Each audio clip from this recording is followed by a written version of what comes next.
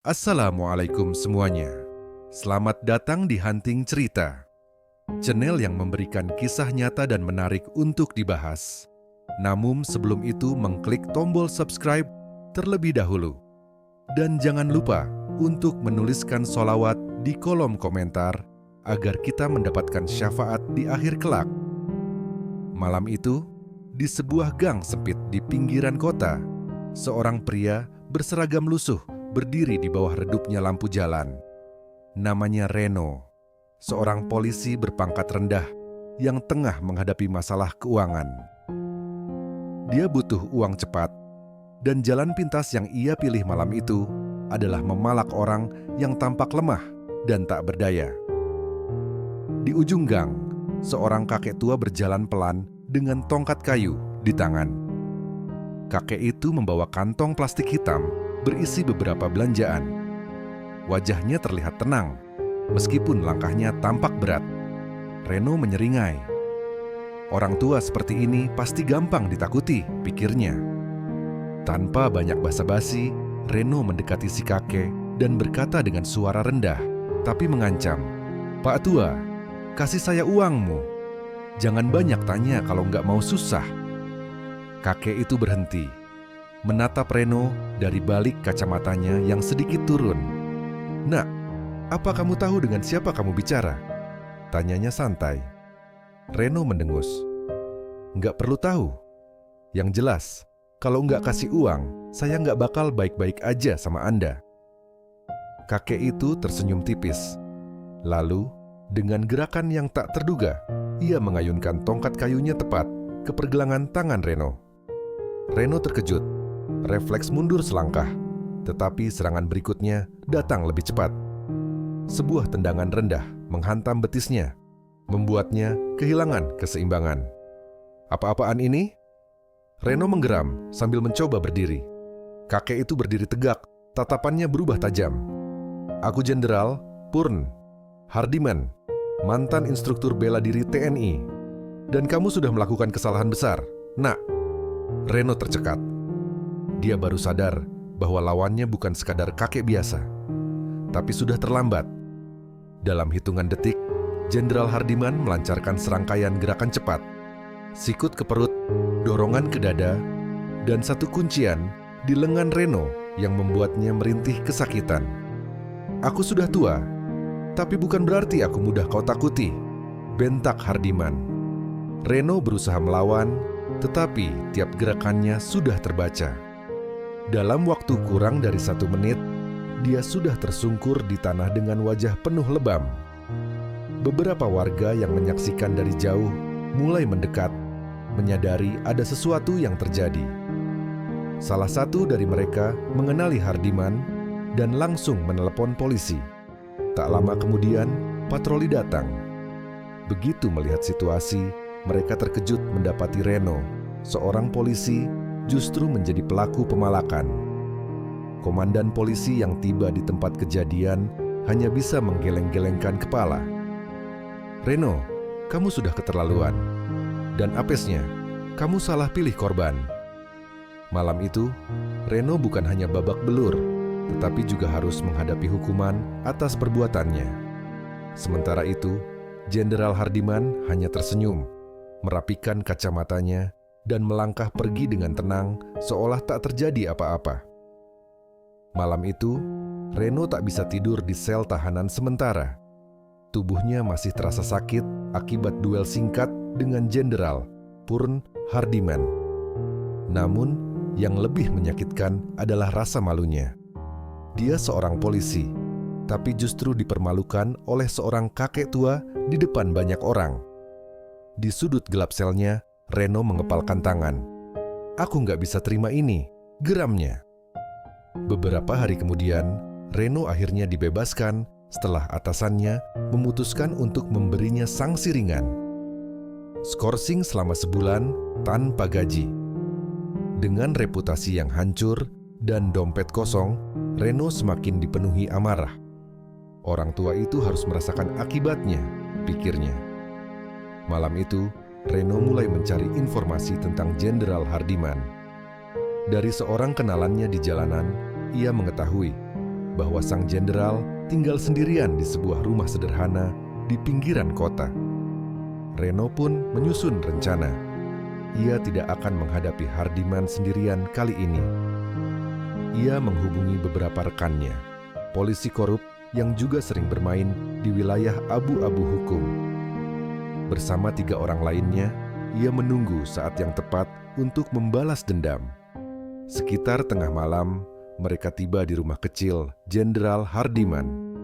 Lampu di teras masih menyala, menandakan sang jenderal mungkin belum tidur. Dengan hati-hati, Reno dan anak buahnya mendekati pintu. Yakin dia sendirian? Tanya salah satu anak buah Reno. Dia cuma kakek tua. Kali ini dia nggak bakal berkutik, jawab Reno dengan percaya diri. Mereka mendobrak pintu dan masuk dengan kasar.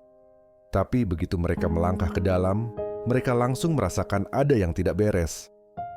Ruangan itu gelap, sunyi, hanya ada suara jam dinding berdetak. Tiba-tiba, terdengar suara berat dari kegelapan. Kalian pikir aku tidak siap? Sebelum mereka bisa bereaksi, sesuatu bergerak cepat dalam kegelapan. Dalam sekejap, 2 dari anak buah Reno tersungkur setelah terkena pukulan keras ke perut dan dada mereka. Reno hanya bisa melihat bayangan bergerak begitu cepat, seperti hantu. Saat lampu menyala, Jenderal Hardiman sudah berdiri di tengah ruangan dengan posisi bertahan. Tangannya kosong, tetapi tatapannya tajam. Kalian benar-benar bodoh kalau berpikir bisa mengalahkanku dengan cara pengecut seperti ini, katanya dengan nada dingin. Anak buah Reno yang tersisa maju dengan pisau lipat, tetapi Hardiman dengan mudah menangkisnya, memelintir pergelangan tangan lawannya, dan membuatnya berteriak kesakitan. Satu gerakan cepat, dan pria itu jatuh pingsan. Sekarang hanya tersisa Reno. Tubuhnya gemetar, tetapi harga dirinya tak membiarkan ia mundur. Ia mengayunkan tinjunya ke arah Hardiman, tetapi seperti sebelumnya, serangannya hanya sia-sia. Sebuah sikut keras mendarat di dadanya, diikuti dengan dorongan kuat yang membuatnya jatuh telentang. Hardiman menatapnya dari atas. Kau tidak belajar dari kesalahanmu, nak, kata Hardiman. Sekali tentara, selamanya tentara.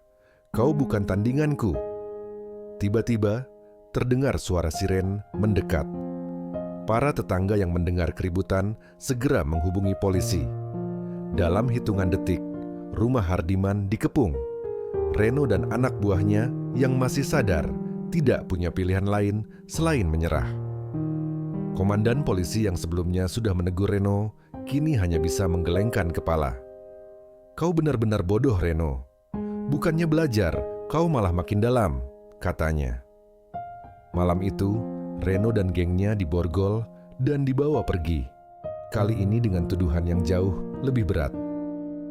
Sementara itu, Jenderal Hardiman hanya duduk tenang di berandanya, menatap langit malam yang kembali sunyi. Anak muda zaman sekarang terlalu banyak bertindak tanpa berpikir, gumamnya. Ia menyesap kopinya yang sudah mulai dingin. Malam itu, kemenangan kembali berpihak padanya. Di balik jeruji besi, Reno duduk dengan tatapan kosong. Wajahnya masih lebam akibat pertarungan terakhirnya dengan Jenderal Hardiman. Kali ini, dia tidak hanya dipermalukan, dia benar-benar hancur. Tuduhan penyerangan, persekongkolan, dan penyalahgunaan wewenang membuatnya menghadapi kemungkinan dipecat dari kepolisian dan dipenjara. Namun, satu kesempatan masih tersisa. Suatu siang, seorang pria berseragam rapi datang mengunjunginya. Pria itu tidak lain adalah Komandan Suryo, atasan yang dulu memberinya skorsing. Reno menegakkan tubuhnya saat pria itu duduk di seberang jeruji. Kau tahu betapa bodohnya tindakanmu, kan? Tanya Suryo dengan nada datar. Reno menunduk. Saya hanya tidak terima dipermalukan, Pak. Komandan Suryo menghela napas panjang. Kau bukan polisi pertama yang jatuh ke jalur gelap, Reno. Tapi masih ada kesempatan untuk memperbaiki semuanya.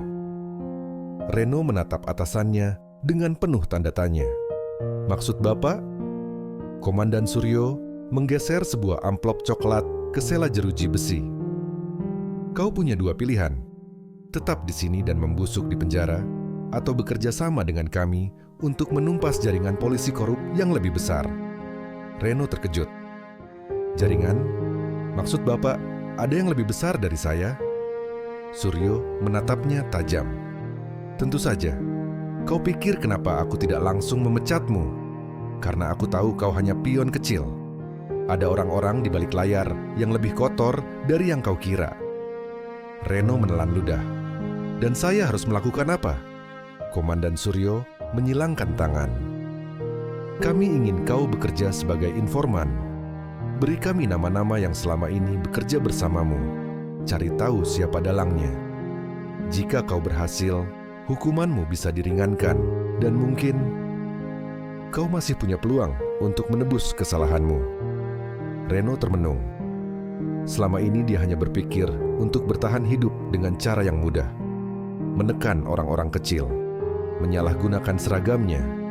Tapi kini dia sadar, ada yang jauh lebih berbahaya di dalam sistem yang ia jalani. Dengan suara pelan, dia berkata, "Kalau saya setuju, siapa target pertama saya?" Komandan Suryo tersenyum tipis. "Mulailah dengan orang yang merekrutmu ke dunia gelap ini. Aku yakin kau tahu siapa dia." Reno menghela napas panjang. Wajah seorang perwira tinggi yang dulu membimbingnya terlintas di benaknya. Jika ini satu-satunya cara untuk memperbaiki segalanya, maka ia tak punya pilihan lain. Malam itu, Reno tidak lagi merasa dirinya korban.